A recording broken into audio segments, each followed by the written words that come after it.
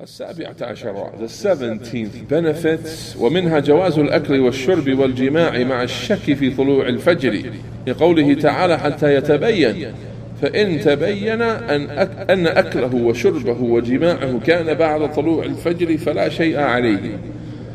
The clarification that it's permissible to eat, drink and have intercourse and you're doubtful if Fajr has come in or not. It's not clear to you.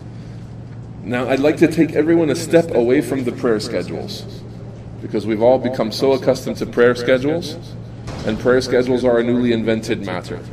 Prayer schedules are something that is in this time only, right? The deen has been made easy for everyone. The Fajr, and the Shaykh will explain what the entrance of Fajr looks like in the next page actually.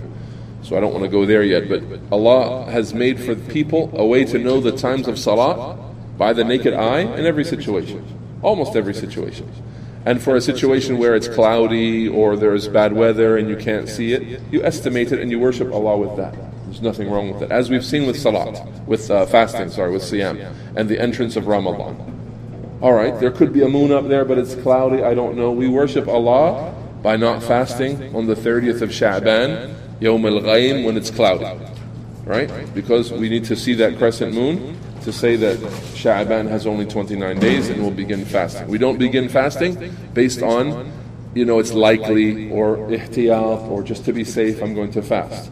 Similarly here, you are not required to refrain from eating and drinking until, as Allah says, حَتَّى يَتَبَيَّنَ لَكُمْ, until it is clear to you that the darkness of night has become distinguishable from the lightness of the day. Right? At that time you must refrain from eating and drinking. What this means is, like I said, take us away from the prayer schedules and the timetables and all these things, these imsakiyat and all of that. Take us away from this. That means you're looking at the horizon you have a clear view of the horizon and it's totally black. It's totally black. And then someone says it's Fajr time, because the schedule says it's Fajr time. And you'll find that many of these schedules, they put Fajr time up earlier before the entrance of Fajr. So what do? Do you refrain from eating at this time because of the prayer schedule? Or do you worship Allah with the religion that He gave you, kind of leading you to the answer, huh? Or do you worship Allah with the religion that He gave you and the Quran that He revealed to you? That كُلُوا وَاشْرَبُوا حَتَّى يَتَبَيَّنَ لَكُمْ الْخَيْطُ الْأَبْيَضُ مِنَ الْخَيْطِ الْأَسْوَدِ مِنَ الْفَجْرِ. Right? Keep eating and keep drinking until the darkness of night becomes clear from the light of the day, meaning you see the first sign of the dawn. The Shaykh says that it's permissible to keep eating, drinking, and having intercourse even while there is some doubt. You think maybe Fajr came in, but you haven't heard a mu'adhin, but you haven't seen any light on the dawn. But you sort of say, it should be time by now. Whether you're thinking about the clock, or whether you just have a feeling, you just have this doubt that perhaps Fajr has already entered. What's the ruling in this case? The ruling is eat, drink, and have intercourse until it is clear to you. The tabayyun is clear. Now check out what the Shaykh is going to say here. He says, because of the statement of Allah the Most High, حَتَّى يَتَبَيَّن, until it is clear to you. Right? فَإِن تَبَيَّنَ أَنَّ أَكْلَهُ, I read that already in Arabic. If he understands that he was actually eating after Fajr was in, but he couldn't see the Fajr. Right? But there was no tabayyun with him. It wasn't clear to him that Fajr came in. Then the Shaykh says there's nothing on him. No problem. Right? He says, فَلَا شَيْءَ عَلَيْهِ, no problem. No sin on him, no requirement to make it up. Because he has fulfilled the order of Allah. He kept eating and drinking and having intercourse until it was clear to him. Once it became clear to him, that's the beginning of the fast for him. Right? And people want to say, well, there is a real time when the Fajr became available, based on calculations and the movement of the sun and the daily sunrise and all these timetables that the people invent. I said it's a newly invented matter. And by that, I meant it's a dunya matter. I didn't mean it's bid'ah in the religion and it's haram, but what I meant is it's a newly invented matter. It's also, as the scholars have called it, juhd bashari. It's a human effort. It's subject to human mistakes. Even if you say, but these are highly qualified, maybe boards of astronomers have come together to produce one schedule. People all over the world are still reporting problems with these schedules. that they don't match up at certain times of the year. Brothers from the UK, you know about what the brothers have been saying in the UK?